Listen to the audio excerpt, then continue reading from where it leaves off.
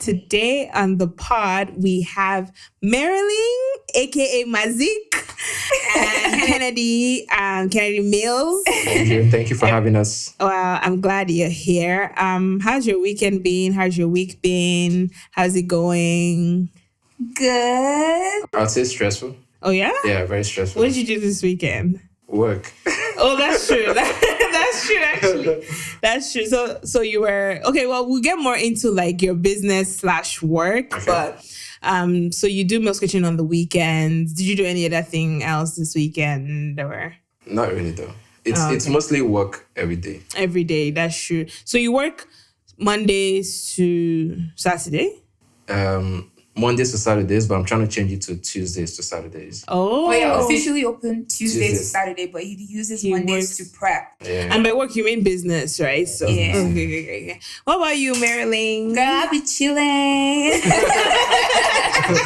My weekend was good. I had Friday off work, so I went to get my hair washed and cornrowed, and self-care is very important. Period. And then on Saturday, I went to Muse Kitchen. I made jollof rice. And then I went home. Naturally, I didn't go home straight. I went to do some groceries and I went home. And then I've been chilling. And here we are. I love that. Like, you work full time and you also you run 2 businesses. Girl, yes. And Mills, you run your business full time. Yeah, full time. Okay. Let's get into that a little bit. So, Marilyn, tell me more about like your business. What do you do? So my first baby, which is Mazik Beauty, is a hair extension business. I'm wearing Mazik, by the way. Yes, we're both wearing Mazik Beauty. Yes. And my lashes too, so. No.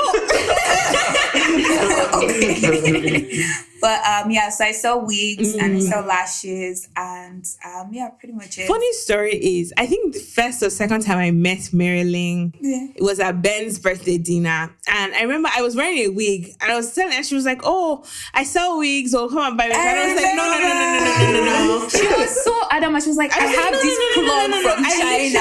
One of my secondary school friends lived in China at the time and he would go to like their marketplace or something, buy me different types of wigs and ship it. So I was getting wigs for like $100, $200. You know what the same, and then they take maybe your wig for $700.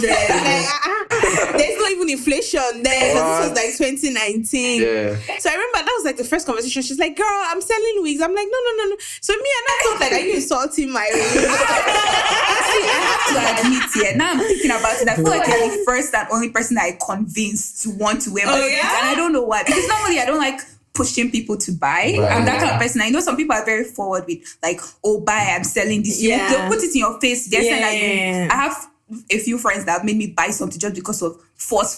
Yeah. But then I'm like the opposite. Actually, just like, if you want it, you get it. Yeah. You get. I don't like fussy. But I remember so well that I was trying to convince you because you're like, I have this plug already from China. I was like, girl, I don't don't know why. See, you call it this thing, honestly, but well, I mean, it worked out. It worked out because like now I have like how many wigs from her. Like, and the thing about me is like I always like to look good. So when somebody walks up to me and they're like, okay, oh, you need my wig. I went home that day. I was thinking, do I not? Like, and then I ended up getting my first wig. I think maybe like a couple months later. I still remember that wig. It was ginger or something, brownish.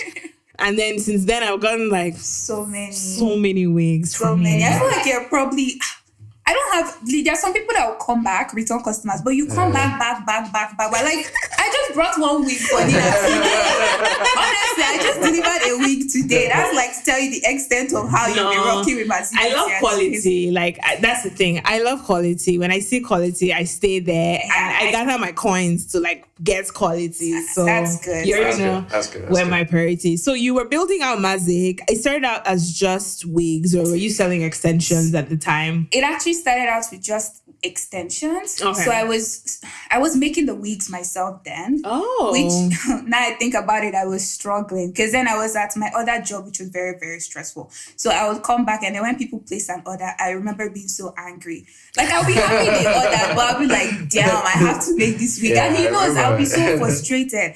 And then I would still make the wig, but then I get like I was burning out. You'll be posting on your Instagram to him. I was sewing the wigs. Like I was sewing the wigs with my hand. and everything. And I was just like, did you have a sewing machine at some No, she was using her I was hand. using my hand. Really? Yeah. So I used my hand to sew all the wigs, and it was a lot of work. My back would hurt. The amount of massage I used to always get on the daily, I'm just like, I can't. Shout out to your man.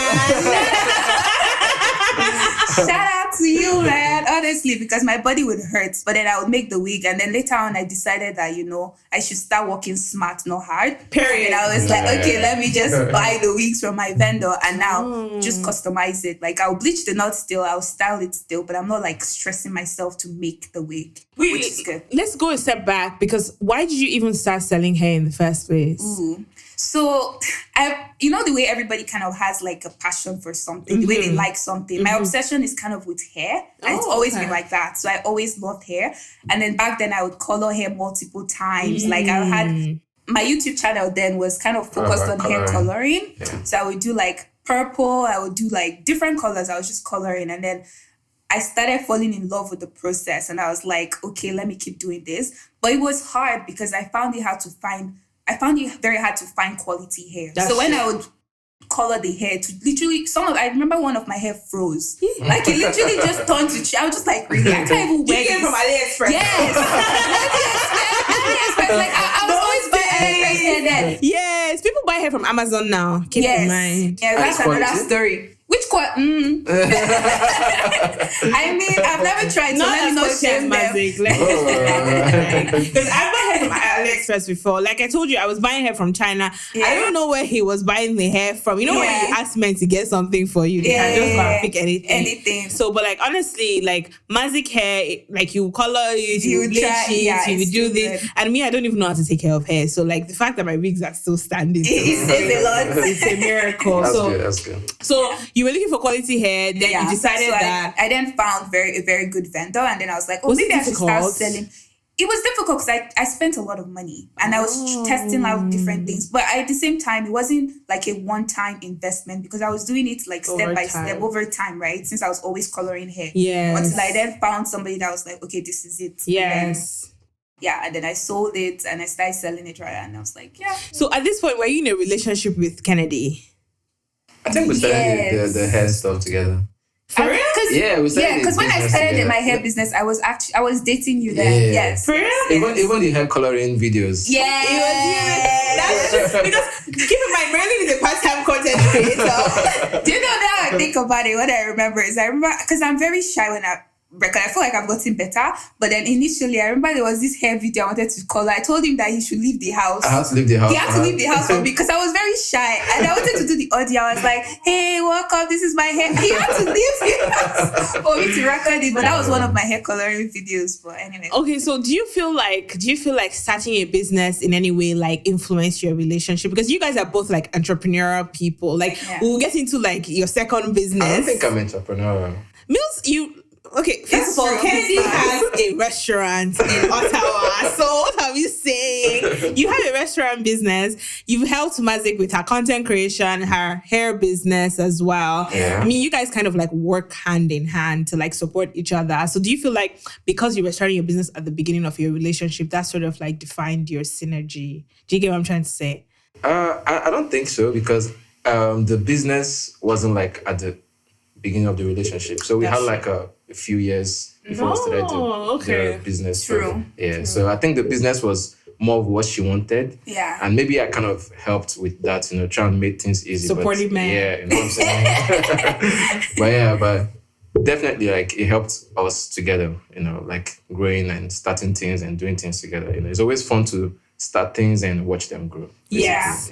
Yes, because I remember this is so funny. I remember when Mazik got her shipment of packaging boxes. Yeah. Because prior to that, you were using those purple bags. And then you decided to like make that investment to like, upgrade your packaging because you wanted to position yourself as a luxury hair provider.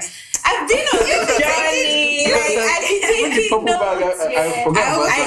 I remember because I think I made 2 purchases from you while you had the purple bag. So I had like a sack of them, right? And then on Instagram one day I was just like, Mazik has upgraded to like, and it was so great because it's like now you're providing an experience for your customers, but it required an investment from you. So what made you feel like you were ready to like, okay, I want to go ham. I want to like pour all this money into my business and.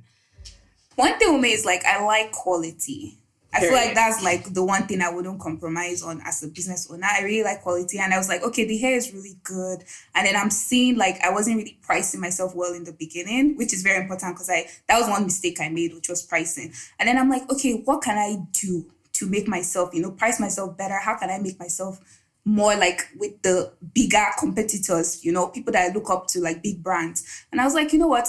Invest in your packaging, make it look better, make it look luxury. And then I was like, you start watching these different videos and they're like, how do you want your business? What do you want your business to be known for? And I'm like, okay, I want it to be known for luxury and quality. Mm-hmm. So then you start looking for ways to improve on those things, right? Mm-hmm. So that's what I did. And I was like, okay, even with the packaging, I remember they told me I had to buy like what, 5?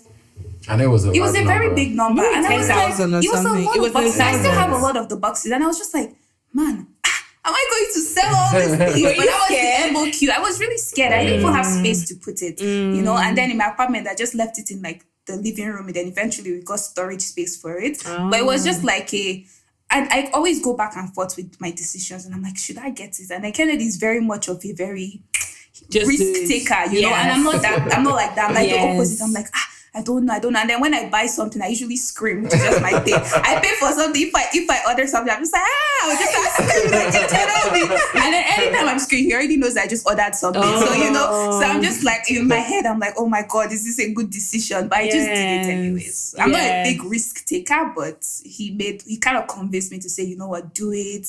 And if there's any time I want to give up or something, it's just like, no, keep pushing, keep doing it.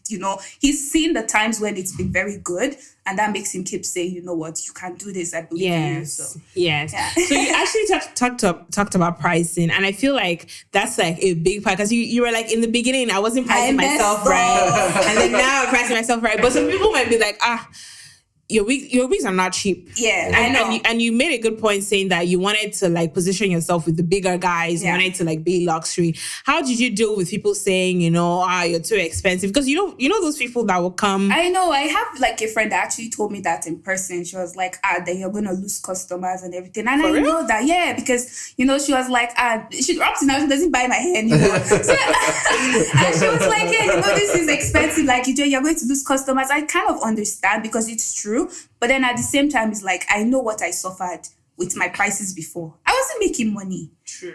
Like my prices were so low that I don't buy my hair. I don't buy my hair cheap. Like if people even see how much I've spent on my business, they'll be like, oh my God, okay, then they'll start to understand. Yes. So I don't buy my hair cheap. And then the amount of work that I'll also put into it, and then you sell it. And then, for example, if you do a sale, and then I'm just making a loss. Because I just want that money to just buy maybe more inventory. You get so I wasn't making money. So the time I decided to just switch and be like, let me just increase my prices, even if I get less orders, at least the ones that I get, I'm making money from those. That gave me a lot of peace of mind. And the fact that it's not my full-time job, I still have my work, my 9 to 5. So I'm not like full on it and like, I must make this sale to make my prices so cheap. Yeah. So that was my mistake. I really made a mistake with pricing. I think it's a mistake everyone makes when they start. That's true. That was a big mistake. That's one quality isn't cheap, though. And I'm like, quality isn't cheap. I don't think people understand that.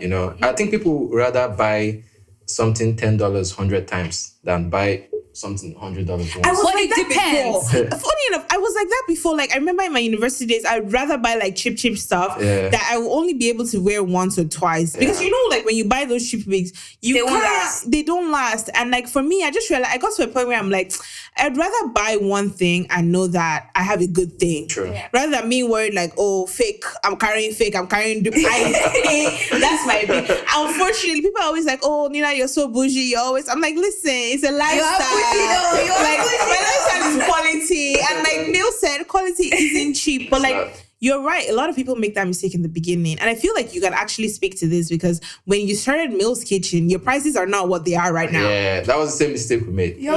That was the same mistake we made in terms of, and with one thing with food is people don't get to factor in like, your spices, your this, your that, maybe you're trying to make like chicken or something, you can just put only the price of the chicken, but you don't factor in like your spice, this, that, and your time, and your labor cost, So when you body pain, so many things. So when you don't do that, you see yourself undercharging and yourself, and when you're using like for food, you're using platforms like Uber and stuff that take 30% of your money. People don't know that actually. Yeah, I don't think they know that. People don't know they take that 30% of your money. So after everything, you're left with like 5% or less, for the stuff. And wait, let's go a step back. You started Muse Kitchen in the peak of COVID. Am I right? Yeah. Why did you? Why? I think that's a story for us. There's a story for Muse Kitchen. Muse Kitchen is a very different. I remember when you were testing, and I think you had a party at your condo, and like Kennedy made all the small chops or something. Yeah. Or he made the food, and he was always asking the guys, do you like? I was asking, do you like the meat pie? And I was like, I made this. I've never tasted meat pie like this before. I was like, who made it? And he's like, you know the things that she was the one that hyped the meat pie. You hyped the meat pie so much. I do be hyping things. He hyped it so much that I believed that it was really good. It was though. But back then it was trash. Oh no. It was good for that time. For that time. I'll say that for that time. It was good for that time. Yeah. And I remember that day so clearly because like Mills was like, oh, I'm trying something new. I was like, I didn't even know you could. Like, okay. So what made you be like, okay, let me, because you also had your art stuff and music and like you're a creative. Let's just put it that way. I'll put it like that. Yeah. So first, I think the art thing was something that I loved so much. But, I watched the post where they said, you can't, not like you can't, but it's hard to make money from your hobby? Yeah, something like that. So I didn't think I was making money. I wasn't making money from art. Okay. So I needed something that I was going to make money from. I think that was the whole basics of that, But I didn't think about the Muse Kitchen. She was the one that thought about it. Because she had a food business before. Yeah. She had a food business before, yeah. So I started from a food blog and stuff like that. That thing is so funny. Sorry to cut you short. But I don't know who even inspired. Maybe it's with Tio. I don't know. There was somebody that had a page. No, I think it's Tio. Yes, Tio had a food page. So it was because of Tio that we are like, we want to start taking pictures. I was like, I want to do this kind of blog thing where I'm just cooking and posting. And then I always used to cook. I feel like I've kind of changed. But then I always cooked. I remember that, I made like jollof fried. I made certain things. And then I posted on the blog page. And then somebody messaged, hi, I want to order. I was like, order what? I was selling. And then I remember this customer, because up to today, she still buys. I was like, order what? And then I was like, wait, come on, this person wants to order. What are we going to sell? How are we going to sell it? That was our very first customer. I was like, sure, let's take our order now. And that's how Muse Kitchen. Well, it wasn't really Muse Kitchen. But you had to stop. It was Nigerian cuisine because you were. I think you were telling me that your kitchen didn't meet up to the standard because you didn't have a double sink or something. Yes. So a lot of people don't know that. Do you know? Yeah, there's a criteria for food businesses. For food businesses, you can't really do your food business from your house because there are certain criteria like the double sink, and there are certain things that they look for. Like when they came to do the inspection at Muse Kitchen, the lady would, you have to have hot water, cold water. I mean, you were there, so I wasn't there for the inspection, but there are certain standards you need to meet, like in terms of sink, storage, temperature in the fridge and stuff like that. To store your food and and how you store them. How you the shelving and everything. A lot of people don't know that. I find that what you were saying about like monetizing your hobby, people are just like, I can cook now. She is not jollof, and then they're like, okay, let me start selling. And then first of all, they make the mistake of pricing wrong. Then they make the mistake of not even going about it the right way and thinking about the criteria, and then they might get shut down or slapped with fines. Yeah. So I guess like you were learning from Marilyn's experience when you were launching Muse. I would say that because we tried to not make the mistakes she made. Yeah. In terms of buying things you don't even need. That's one of the mistakes. Like what? People make, you buy things that you find out that 2 months, 3 months down the line, you don't even need them. Yeah, because when people want to start a business, they feel like they need all these perfect items. They need this. Yeah. That's one thing that you don't need. Because I don't want to say it was like a mistake. Because I remember when I first started Magic Beauty, I would buy like all the different lengths of hair.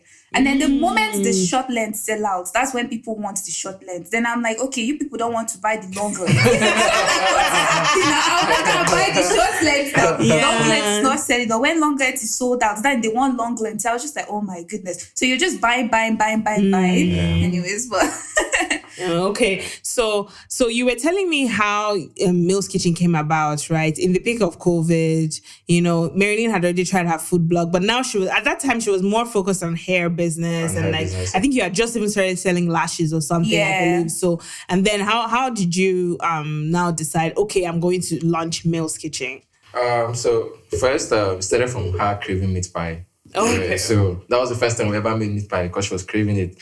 So she woke me up like, yo, I need to eat meat pie today. And it was a Sunday. I was so tired. So she's like, nah, yeah, so I had to eat meat pie today. So we went to the store, we bought the stuff, and we tried it. And it was, I don't know, it was very something bad. else. Yeah, it was very bad. But If you see the meat pie, I don't think we have a picture. YouTube video or something. For the meat pie, I don't know. Maybe we did. Maybe, but I know I still have the picture somewhere. It was Yeah, it was very bad.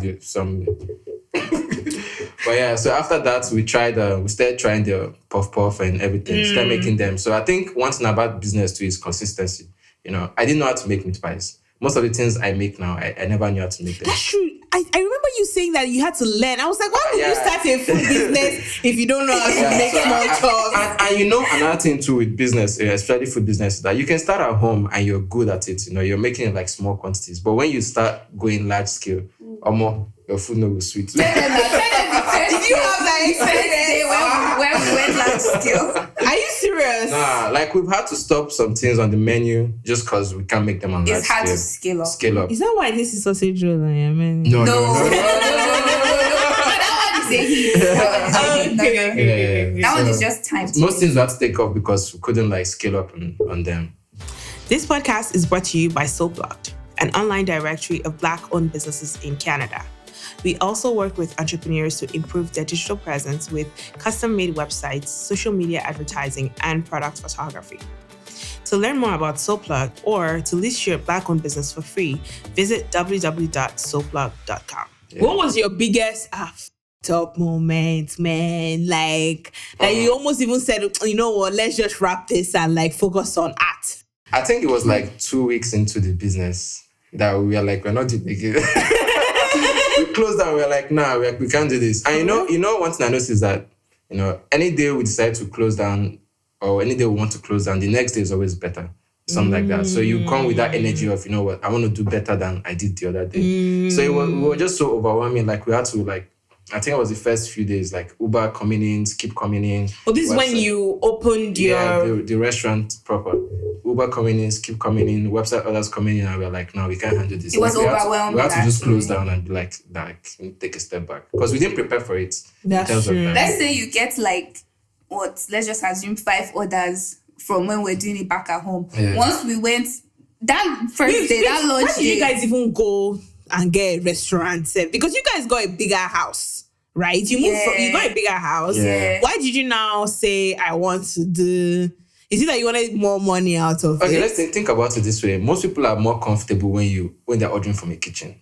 Okay. I had somebody come in and be like, oh, I thought you were cooking from the house. That's why I haven't bought from you since. True. One customer said that. Yeah. So I was like, nah, we actually, okay. They're like, okay, yeah, I understand now. But most people don't want to buy because it's home food, so they don't see it like that. They don't think, they don't rate you. They don't rate you, They didn't know that. They were not involved. If you know, you know. But yeah, so you wanted to build that brand trust with your customers. Yeah. Now you're on Uber. Is it that you couldn't have Uber Eats from your home kitchen? You could, right?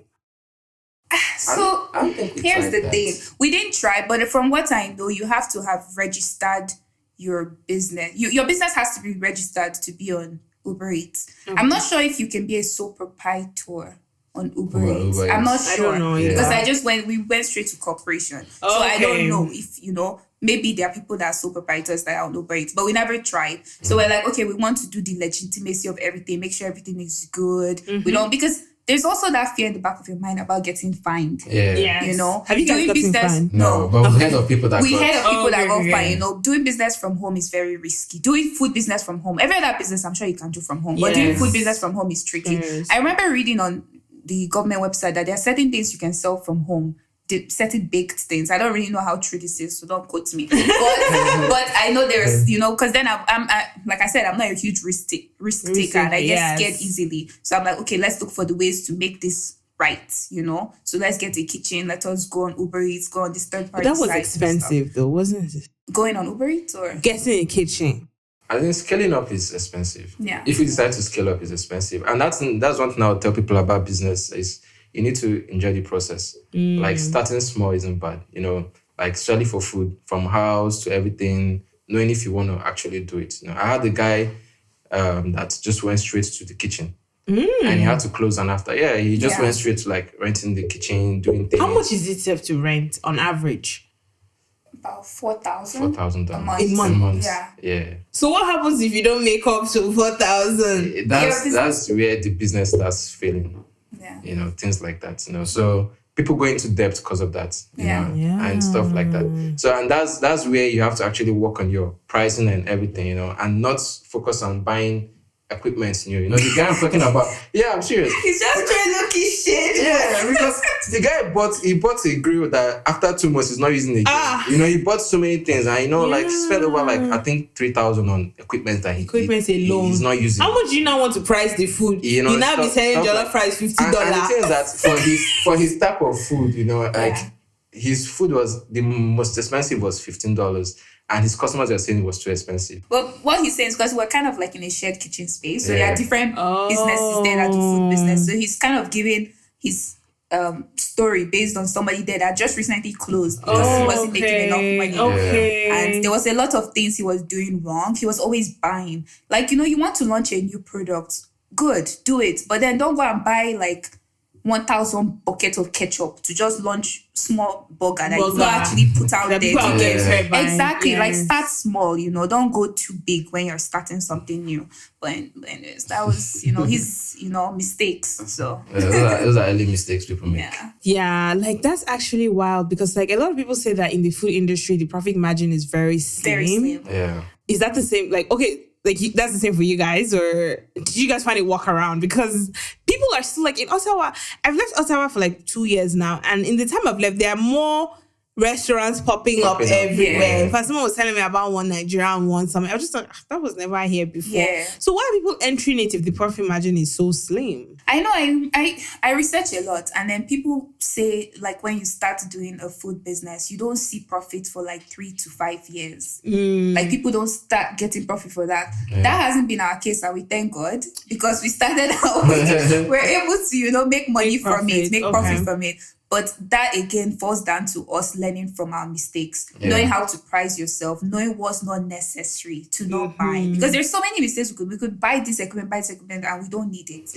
You know, and trying to do your research. Like before we found the kitchen we currently are, we checked out another place that was more expensive. We're like, okay, this will make us not make that much money. Let's go to this cheaper place, even if the other place was nicer. You know, different things like that.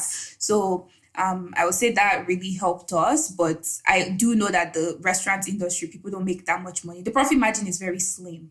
It's very, very slim. But I feel like for Nigerian business, there's not much competition in Ottawa. That's why many people are still going into it. It's just because you guys' food is great. No, but another thing too, I would say that for when you're cooking like food that isn't available in a country like this, it's always bound to be expensive, regardless. You know, the raw materials. The raw materials, So things like that. I mean, I wouldn't say if you're doing Nigerian food, it shouldn't take you 3 to 5 years to be in profits. Especially if you're doing it in a country like this. I agree. You know, see if you're selling like the regulars, like burgers and stuff, then that should be hard to break even. Because the competition is too much. That's true. That's true. Yeah. And you guys have staff.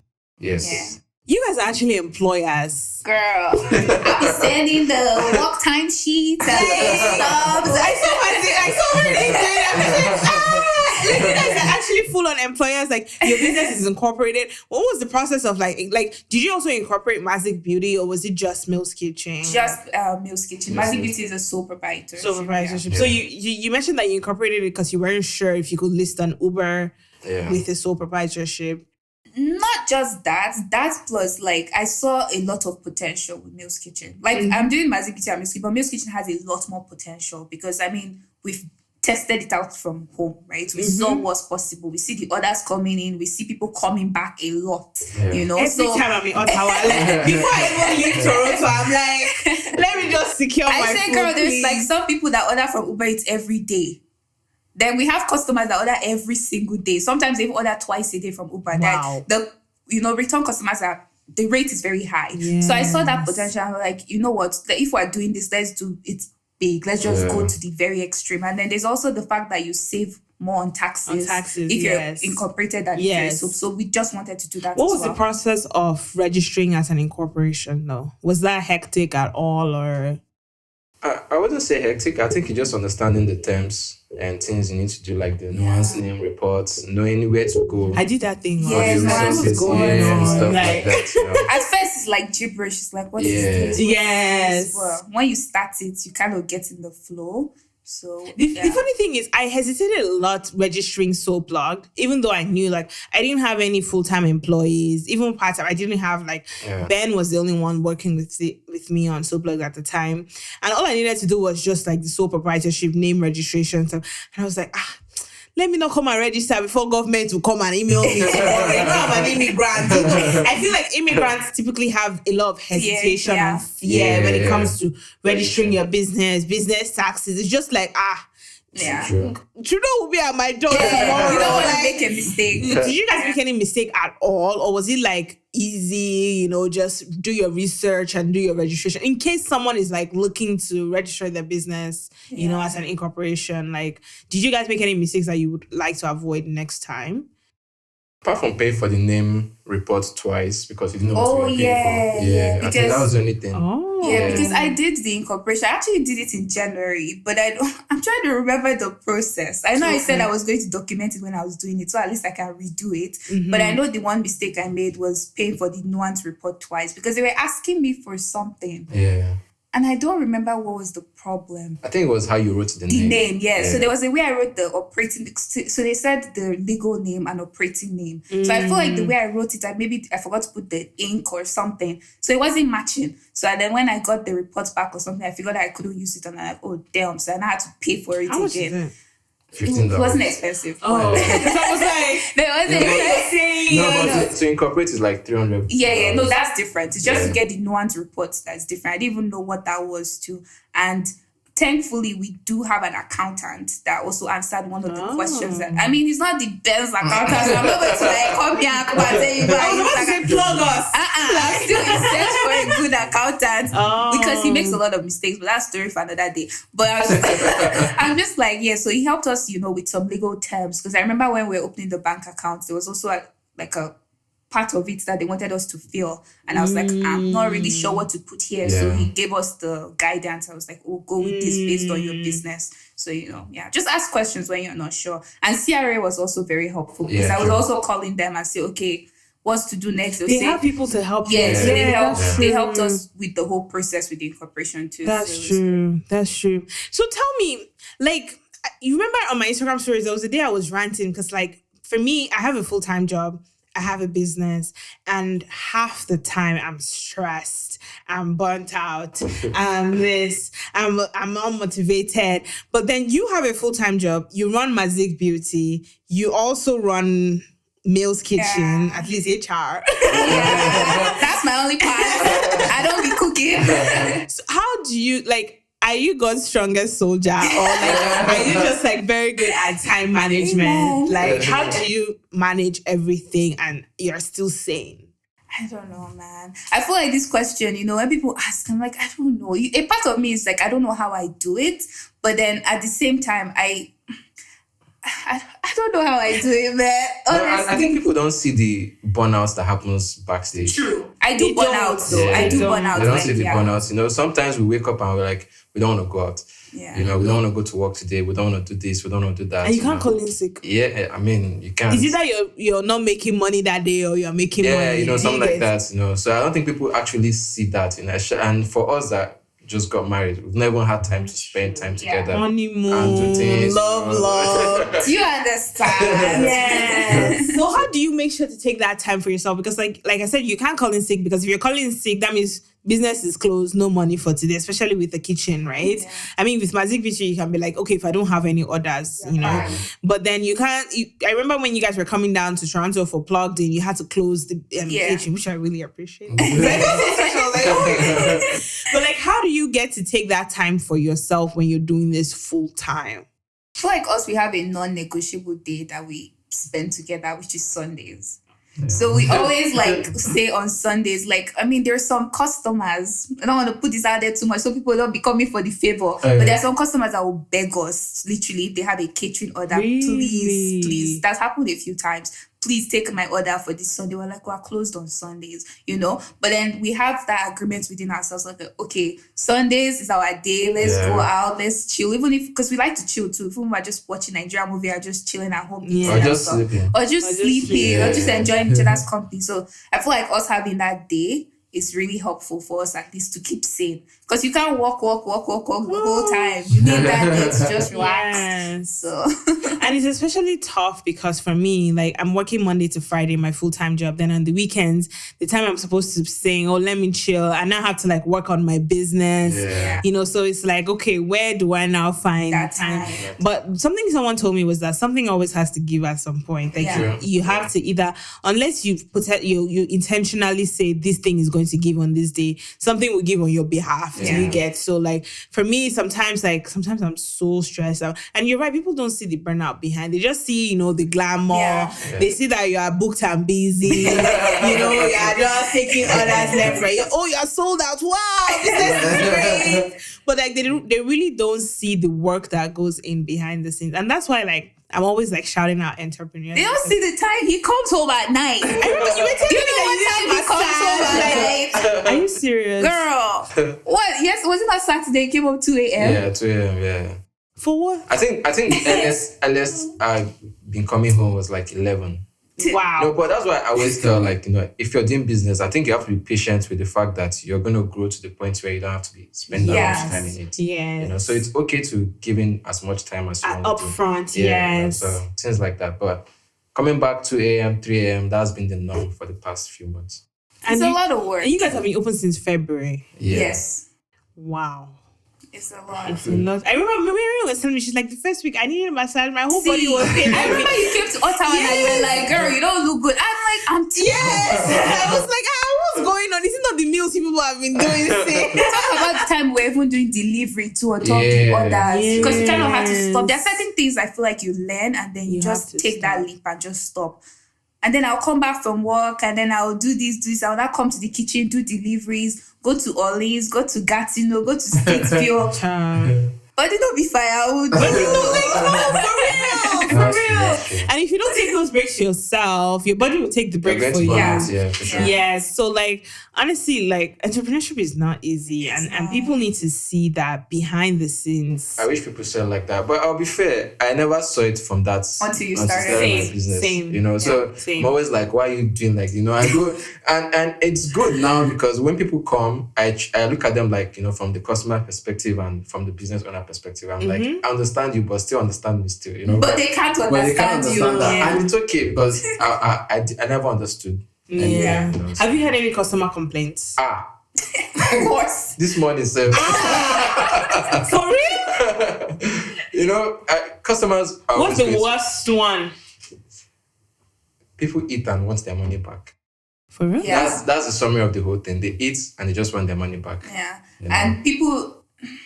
They do that from third-party apps. They can't try that with websites others. Yeah, third-party apps. They eat. But we win the disputes though. So they will file a dispute with Uber and say, they didn't get their food. What do you mean you didn't get your food? It was delivered. But is it your fault or is it the delivery guy? It could be the delivery guy's fault, but Uber has this thing where it's just not right. Their algorithm is kind of messed up. That they will come put the refund on the business. So the business, they will not tell you, they've deducted so from your paycheck.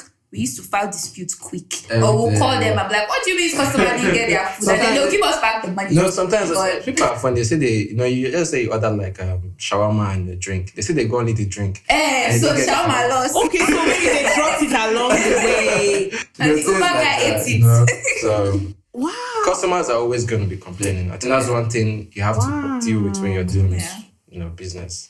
So what about Mazik though? Like how could they possibly complain? Mine is very scared. But when it happens, I'm trying to remember maybe the one customer that has given me issue. It has happened before, but I think that was with one hair that I colored. No, I've got to deliver a hair before. The person opened it and they were like, "You're not buying again." Yeah, remember the extensions I took, the curly ones. Oh, why? Do you remember why? She said the weft or something. Oh, yeah, I remember that one. No, she said the weft. Yeah, because you know those wefts, they're kind of machine made, like double and stuff. So I think one of the weft wasn't overlaying on the two, like the double weft. Said she's not buying. Said she's not buying again. And she already opened it. You know? Yeah, she already opened it from the wire and everything. But yeah, but customers complain, man. And initially, that would always tear me down, and I'm just like, this is just a mess. Like, I don't want to do this anymore. Yeah, like, why are they complaining? Blah blah blah. But what can you do? Okay. I'm really, really curious. And we're almost over. What's the most money you've made from your business that made you feel like, you know what, this business that will blow? And then, you know, like, what's the most, like, you just look at the money entry, you're just like, I don't hammer. I feel like mine is during Black Friday. Yeah. We said you don't make money during sales. Yeah, but then the amount of, not like profits. Oh, I'm talking of revenue. Yeah, not profits, revenue. But I remember the one Black Friday I did. That was my very first Black Friday that I went all in. I remember watching this girl on YouTube, Jan Shate. She's really good, actually. And then she was giving tips on how to prepare for Black Friday, to have this email set up, this amount of text set up, blah, blah, blah. That's the only time that I actually went in on the business. And then when people were ordering, I was actually shocked. I was like, people are actually ordering. It was crazy then. Like in that day, I was like, whoa, I think it was over like $5,000 or something. I was just like, I was actually shook because of the amount of people. But the only mess up was I didn't even have enough inventory. Like I ran out of wigs because I wasn't even well prepared for it. Granted, you're not making as much profit, but then the revenue was a lot. But if I had planned better with my pricing, then I would have made a lot of profit. Yes. So. You know, it's funny because I was watching a video that Fisaya Longe did, and she was saying how people always think sold out is a good thing, but really for her, she sees sold out as missed opportunity. It is.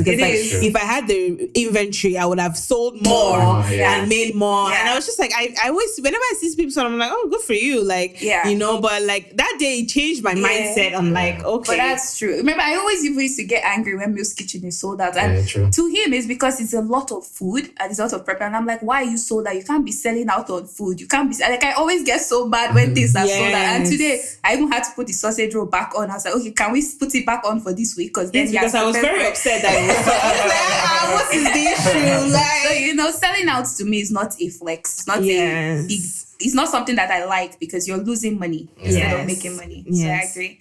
I love that. What about Muse Kitchen? I remember you guys had like some catering gigs from Carlton. Was that the moment that you were like, not really though. Nah, not really. But I mean, if you look at it, like we've been open officially for like 4 months, and seeing how much we've made in 4 months, I mean, everything adds up, and you're just like, we're eating good. If you see, you're gonna be like, I'm gonna do this. You know? Let me see. So I know how to bill you properly the next time I see you. But I haven't, like when you see things like that, you know, like the numbers are encouraging. So that's good. In 4 months, that's pretty good. I like that. Before you guys go, where can people find your businesses? You know, Mazik, if they want to buy quality, because they're seeing my own. You know, they want to buy for meals. People that are just coming to Ottawa, they want.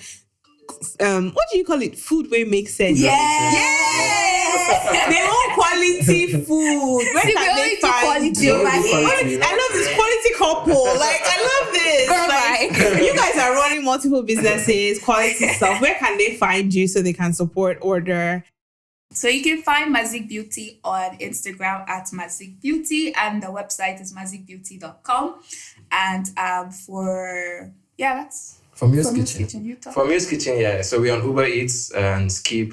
So Muse Kitchen, you can use our website, musekitchen.ca to order. Or you can send us a DM on Instagram as well. Is it better for them to order on Uber Eats? Or no, because they're taking your money? I would say the website, if you're willing to pick up. Yeah. And you can choose a time. I noticed that the last time I ordered that you cannot pick a time. Shout out to Ben. Ben did that? So I asked him the other day when I came for your SoPlugged networking thing. I was like telling him, I was like, I need something that people can pick up better. And then he told me about the app. Yes, he did that for. Oh, I love Spreading information. Well, if you want to know how you can add and order date picker to your Shopify store, reach out.